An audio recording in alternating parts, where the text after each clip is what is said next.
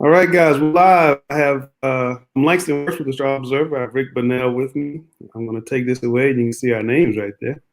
And we're live on After the Dance. Hope you guys enjoyed this last two episodes. This was just packed full of emotion and stuff I hadn't seen before, and just so many new, fresh things. Rick, just first of all, what kind of struck you about these two episodes tonight? I think tonight was the best example of when BJ Armstrong said to me and said to a lot of other journalists before it started that people were going to see a different Jordan than they were used to, that BJ was going to be concerned with how that would be accepted and perceived and digested.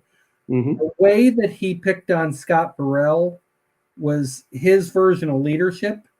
It worked. I thought it was really interesting when he had that quote, because it was classically Jordan for him to say that his job was to pull people along whether they wanted to or not.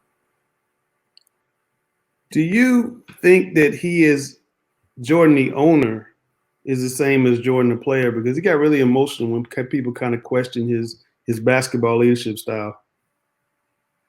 I actually think that that's probably as significant as anything that's changed about him in the decade that he's had primary control of the Hornets. I think when he first came in, he didn't entirely understand what he could and could not impact as an owner. I think that he has realized that he needs to filter himself much more than he did as a player. He goes through channels well. He's a very good listener. I think that's probably the trait about Jordan that people understand about him least, is that he's really good. When he asks somebody a question, he really sits back and listens to the answer. He's less headstrong than he was. It's interesting talking to Fred Whitfield about this in years past. Fred would talk about how Michael can have a much more direct impact on the business side of the Hornets that are not often times he can have on the basketball side of the Hornets. I think it's a very different relationship than it was before. I think that in particular, the amount of power that Mitch Kupchak has as general manager far exceeds what either Rod Higgins or Rich Cho had as Mitch's predecessors. Do you see any sort of happy ending for Michael Jordan, the owner? Maybe not similar to the basketball player, but is there a playoff run or runs in the future that kind of cements his legacy that, yes, I was a successful owner? Well, I know that I'm not saying that he would never sell the team, but I think it would really bug him to cash out before he had brought this some level of success, at least a conference final. The biggest thing you can say against this franchise, it's existed in one form or another since 1988, and they yet to have gotten to a conference final. I think that there are 4 teams in the entire league that have failed to do that. Yeah, professional sports in Charlotte just hasn't always worked out very well. Guys, if you have any questions for Rick, you can definitely shoot us your questions on YouTube or Facebook. We put them on screen. He'll definitely answer your questions. One of the most knowledgeable people about NBA basketball in the city of Charlotte, if not the number one, in my personal opinion. Rick, I want to touch on a couple of things that struck me in the episode tonight. The Steve Kerr incident. Steve says, I have a breaking point, but I'm not really good enough to back it up. The guy played like 16 years in the pros. He was being a little sarcastic there, but I thought it was interesting that they both talked about the incident and then what Jordan did after the incident. But what did you kind of take out of that? That when you stand up to Michael, you do earn his respect. I think that goes in all aspects of life. I know people who have told him things that they thought he wasn't going to want to hear, and it improved all kinds of different relationships. Frankly, I think one of Rich Cho's major undoings when he was general manager of the Hornets is I thought he was too much of a pleaser. There are times when it was Rich's appropriate job to convey uncomfortable truths, and I don't think he did that very well. I know a lot of people in the organization who felt like if Rich had had more difficult conversations with his bosses, he would have done better in that job. I loved how they started tonight out, Rick. They started out with his dad, and they kind of brought it back full circle in episode 2, back to his dad. And, I've been waiting on that. And, he was very emotional discussing relationship, which you just don't normally see out of Jordan. And then the Ahmad Rashad comment really got me. He had to help him put on his tie during that time. What do you remember about that time and just the whole NBA gambling thing and the people saying that he was pushed out of the league? Michael's circle of confidants is really, really small. He trusted his father's opinion. He trusted where his father was coming from. There are people in his family who I don't necessarily think are really totally inside the circle. If you look at it from Fred Whitfield to Buzz Peterson to obviously his mom and dad, people who were very close to him before he was Michael Jordan have really enduring relationships with him, important business relationships with him. And I think Michael, and I think this is very understandable, I think Michael is very careful around people who only know him when he became Michael Jordan. Right. We have a reader question. We're going to come back to that, but we have a reader question from the Urban Investor. He wants to know why won't Michael invest in his team? What would you say to that? I would say that I think that's a misconception. They were in the top half of the league the last couple of years in spending. I think the issue has been more whether they've spent well than whether they're willing to spend. I think that it would have been really foolish for them to go into the luxury tax with a bad team. That's you could poll the entire NBA, and if anybody said that would have been a good idea, who is either an owner or a general manager, that would really surprise me. It was really, really unfortunate that Kemba left, and I think that they could have gotten out in front of that better than they did. But I don't think Michael's cheap. I think that that's a misconception. Okay. Again, guys, if you have questions for Rick, definitely put them on the screen. He's happy to answer. The boss is saying, great show. Keep up the good work. So thank you, Mr. Stevens. I want to go back to the baseball thing, and I noticed you tweeted about this tonight. Brian McIntyre, the former senior vice president of communications for the NBA, was very blunt about what he felt about the gambling suspension. And just your thoughts on that. How did you think the documentary handled that? It looked like they went to both sides a little bit and tried to show that it wasn't all just from Jordan's side, it appeared to me. But just what are your thoughts on how they handled the whole circus around him possibly being suspended for gambling? I think it was one of those things that was sexy enough that people tried to talk it into existence. Michael's behavior obviously, was a factor in people suspecting that. Beyond that, a lot of the things that happened were really irresponsible. I thought Sam Smith put it really well when he said, this is just not how people should be treated in the absence of facts. Yeah. One thing that stuck out to me was Mark Vancil, who wrote the book Rare, I think the name of it was, said Jordan told him during the Dream Team summer that he was planning to do this. He was going to leave and do baseball. And I hadn't heard that before. Had you heard that? No.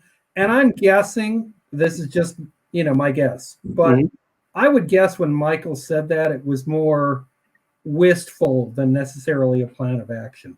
The only part about this I knew, and I knew it because Sam Smith had told me back then, Michael's sort of romanticism with baseball always existed.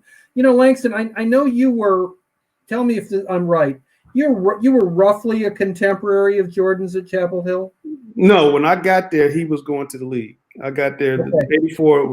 The fall of 84 was my freshman year. He had already gone to the league. He came back a lot. Saw him on campus a lot, saw him in my dorm suite a lot. But no, he was gone when I was there. The reason I ask you that is Did you get a sense when he was there that baseball intrigued him?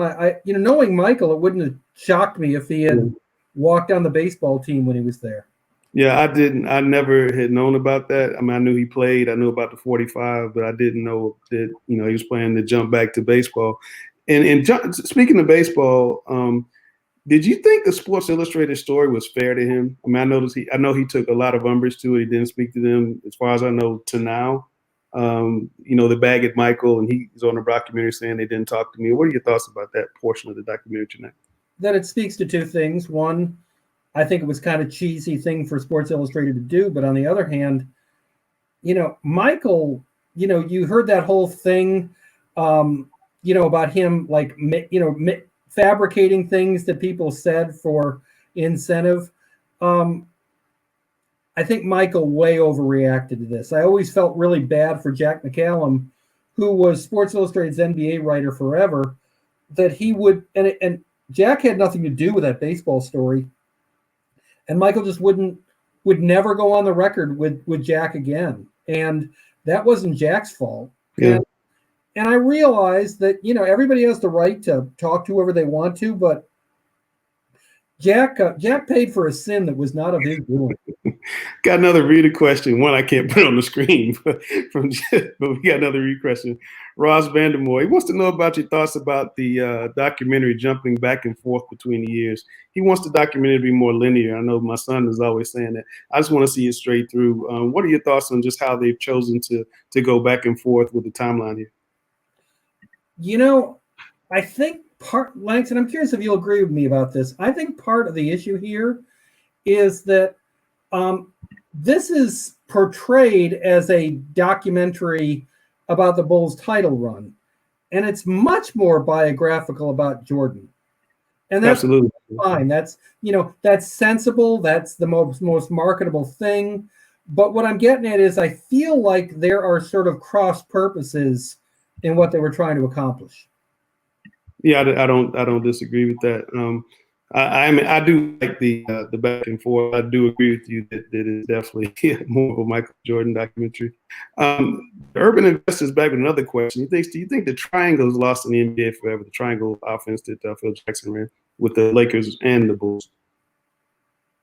The game is played so differently now. I did a long story. I actually started reporting it when I was over in Paris with a team about shot value.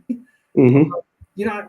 Langston, maybe this is going off on a tangent, but I think you'll find it interesting. I asked Borrego last year if he thought that post-up basketball was dead, and he told me he thinks absolutely so, because he doesn't think that kids will ever be taught skills that would allow you, if you wanted to be a contrarian, to go back to that style of play.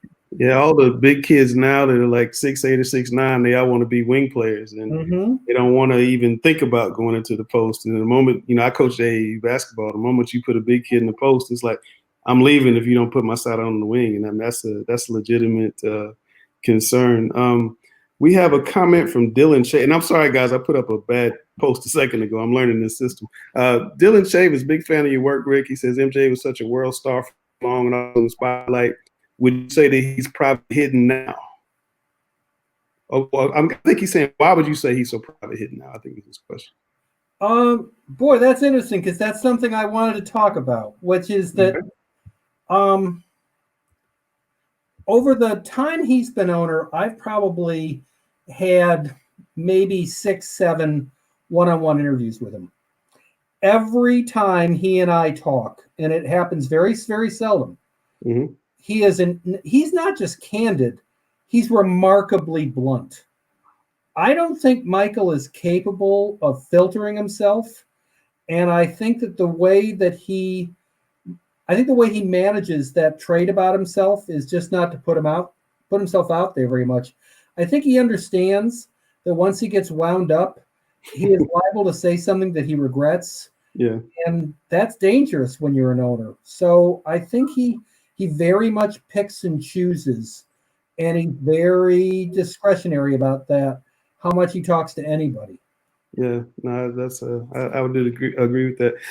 I was fascinated in the special about the year they played without Jordan right after the baseball and the whole Pippen play and Kukoc hitting that shot to win, and then Cartwright in the locker room crying, saying, "Scotty, you let us down." What do you remember of that time? What were the writers saying about the Bulls during that year, and then during that period in the playoffs when that happened? I don't know anybody. Forget what writers had to say. When you talk to coaches or front office people, you were just chatting with them, and you asked them what they thought about Scotty refusing to go back into a game of that consequence. They were aghast. I mean, it was offensive to people, and I think appropriately so. Langston, are you surprised that that all this time later, Scottie Pippen, would say that he would have done the same thing all over again? I think he knows he's supposed to say the right thing, but I think he's too prideful to say it. I don't think he'd do that again. I don't think he'd do that again if he got a chance to, because that's been one of the. There's not many knocks you can put against Pippen, not re-signing the contract when he shouldn't have, and in that play. But I think he would take that back. I don't think he'd do that again. Don't you think that, not in a Krause kind of way, but don't you think that Tony Kukoc is kind of being beaten up in this documentary a little bit? Yeah, he and Krause. Yeah, I mean, every time we see Krause, it's like, and Kukoc a little bit, yeah, too. By the way, we haven't talked about what you think about the very beginning tonight. Craig Sager, the way he worded that question. And the guy said, "Way to go, Craig." Yeah, I mean, it was basically asking the guy to get juiced up and give you the kind of response he gave you. It was kind of a lighter fluid question, I'd call it. But yeah, I mean, I was a little surprised it came from Sager, but I wasn't surprised at the answer. I love tough questions. Mm-hmm. I try to be very careful about worded language. And when you use words like backstabbing, you need to be prepared for it. It's going to cause a problem that you didn't necessarily intend for it to cause. Yeah, man turns into Godzilla. Fire comes out. BJ Armstrong, big part of tonight's episode. I know you know BJ pretty well. He said they asked him, was Michael Jordan a nice guy? And his comment was, he's difficult. And then Jordan got emotional talking about winning has a price. What were your thoughts during that period of the piece, and what do you remember about BJ as a Hornet and his relationship with Jordan? First of all, BJ is one of the smartest people I've ever covered. It does not surprise me at all that he's gone on to a really cool second act as an agent. I think he's somebody who teams should look at for a significant front office position, because he's both smart and wise, and a lot of people are one or the other. BJ, I love the quote he gave me right before the series started, when he said that the whole atmosphere around the Bulls taught you to be comfortable being uncomfortable. And when I watched tonight, Matt Stevens, our boss, had mentioned to me that Scott Burrell was apparently going to come across as really getting constantly beaten up over the course of this. Obviously, tonight was sort of the high point of that. Scott, I knew Scott. Scott was I would not have called him soft. I would not have called him somebody who didn't care, but he was a little bit happy-go-lucky, and I can see where his personality and Jordan's personality would clash. It's interesting the extent to which Michael felt empowered to tell everybody else how to do their jobs. Absolutely. And that's kind of what I meant about how he had to reinvent himself a little bit as an owner, because you cannot have that creative tension running through an entire organization the way it existed as the hub of the wheel inside a Bulls locker room. Again, guys, if you have any questions for Rick, you can hit him up on Facebook or YouTube. Just put it right into the comments. We post it on the screen. You can answer your question. I'm going to get to you, Ross. I see your question come up. Rick, was Michael misunderstood at all as a leader? It almost seemed like tonight he was saying, you guys don't really get me. I wasn't as evil a character as maybe you thought I was. I was just really trying to make these guys better. I would say I don't know if that's how I described what I think his agenda was. I think what he was trying to do was he was trying to explain that there was a necessary evil involved in, that if you wanted to be truly great at something, these are the difficult things that get you from good to special to to world famous. Yeah. And Langston, I think geniuses in every field, there's a little bit of megalomania that goes with it. And, look at how Bill Belichick has run the Patriots forever. What I'm saying is there is you can either accept me or you can go play someplace else. And that's what Jordan was. Did you think that trash talk, at least what they showed, was that egregious? I mean, it didn't sound very much different than anything I hear. I hear that stuff with the little kids I coach. I mean, I didn't really. Which makes me think that there were a lot of other things that might have been filmed. That Jordan's people said, that's a little too real. The thing that got me, I'm jumping around, I apologize, but the thing that got me, the championship he won on Father's Day, and he had played so poorly the kind of game before. I had not heard the audio of the sobs. You see that video a lot of him on the floor. I'd never heard. Had you heard that? I'd not heard the audio, and it was really striking to me to hear that guy just totally just let it out.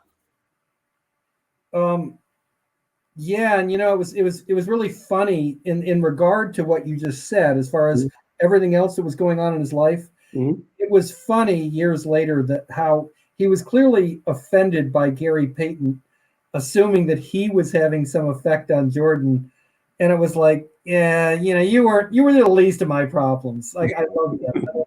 That was classically Michael. Yeah. Before we got in, I just wanted to talk about the Space Jam. I mean, this guy was working 12 hours a day and then playing basketball 3 hours at night, coming back the next morning for a call, and Reggie Miller says this guy's a vampire. I mean, how is he able to do that, Rick? How is he able to play golf, in the hot sun in Phoenix, do this? I mean, what is it about Michael Jordan is different than some of these other athletes? He's just always been like that. He's never needed a lot of sleep. There's a story from the Dream Team that he would play cards with Magic Johnson really late into the night until Magic at 2 or 3 in the morning would say, I got to go to bed. And then he'd find out that Michael, the next day he'd find out that Michael had a 6 a.m. tea time with Chuck Daly. I mean, it was just the guy, let's face it, Langston, he's an adrenaline junkie. I mean, this, if he got down to a blackjack dealer somewhere, he would spend the rest of the night trying to get back to even, not because it was going to be a problem that he lost that much money, but because he never wanted anybody to have anything on him. Ultra competitive. That's why you win that way. Well, guys, look, I wanted to say thanks to everybody for jumping on the call. Rick, thanks for being here and answering questions. We're going to do it again next week. Now you guys know the format. Rick will be back. He can answer all your questions. Like I said, he's one of the most knowledgeable, if not the most knowledgeable NBA guy that I know.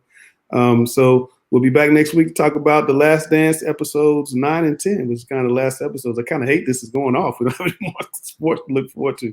But thanks a lot, Rick, and we'll do it again next week. Thank you, Langston. Have a good night. All right. Take care.